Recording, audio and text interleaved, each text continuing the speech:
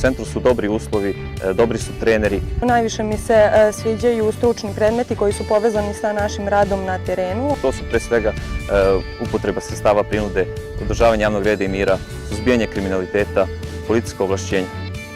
Želeo bih da pozovem sve one kojima je ovaj poziv u srcu da dođu, da se prijave, svi oni koji žele da služe Republici Srbiji, da se zajedno borimo protiv kriminaliteta kako bismo našu decu i našu zajednicu učinili bezbednijom.